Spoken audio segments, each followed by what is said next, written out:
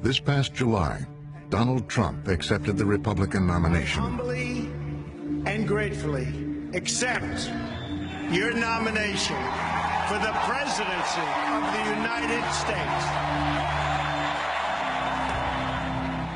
It was a moment of vindication for a candidate who had climbed back from a bitter public humiliation. We're talking about the White House Correspondents' Dinner. Tonight, it's an annual event right now. Donald Trump has been... It happened in April 2011,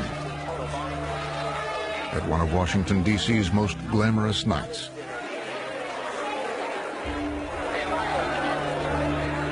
I got to talk to Donald as we were going to our seats, and he was in just such a great mood, and he was very jovial, and people were taking pictures, and it was very exciting that Donald was there. And Trump's invitation to the exclusive gathering came after weeks of attacking President Barack Obama on television. You are not allowed to be a president if you're not born in this country. He may not have been born in this country, but there's something on that person, maybe religion, maybe it says he's a Muslim, I don't know. Maybe he doesn't want that, or he may not have one. But I will tell you this, if he wasn't born in this country, it's one of the great scams of all time. Absolutely. But that night, in front of Washington's journalists, politicians, and power brokers, Obama would hit back. President Obama takes the microphone. All right, everybody, please have a seat. Donald Trump is here tonight. And proceeds to fillet Donald publicly. No one is happier, no one is prouder to put this birth certificate matter to rest than the Donald. And that's because he can finally get back to focusing on the issues that matter. Like, did we fake the moon landing? I was sitting 20 feet from him, and just the look of discomfort on his face. What really happened in Roswell? And where are Biggie and Tupac? Donald's face was so incredibly serious. It was so incredibly he just put on a poker face. I was 2 tables away from Trump.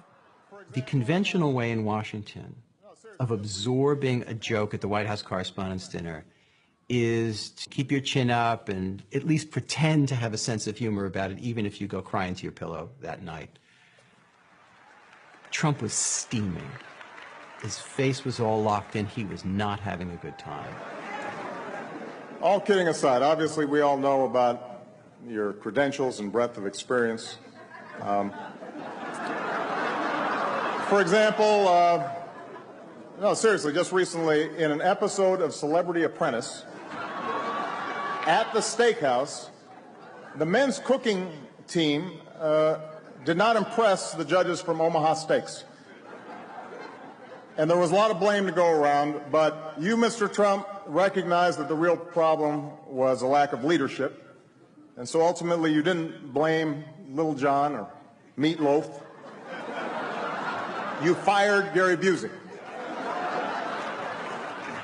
And these are the kind of decisions that would keep me up at night. And he's being treated like a piñata by the President of the United States. And I think he felt humiliated.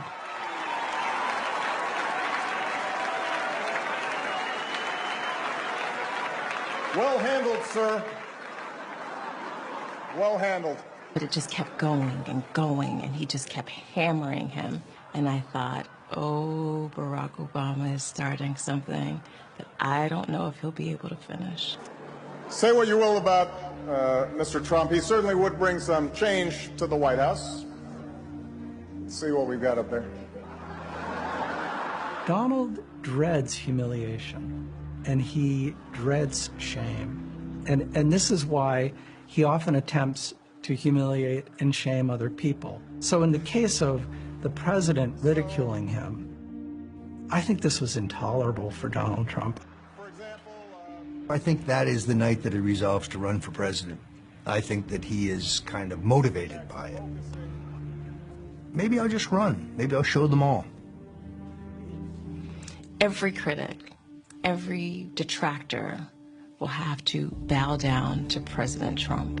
It's everyone who's ever doubted Donald, whoever disagreed, whoever challenged him.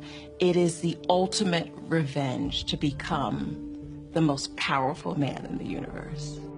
God bless you, and may God bless the United States of America.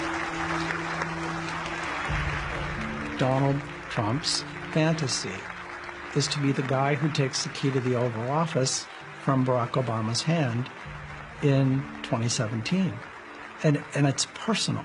This is a burning personal need that he has to redeem himself from being humiliated by the first black president.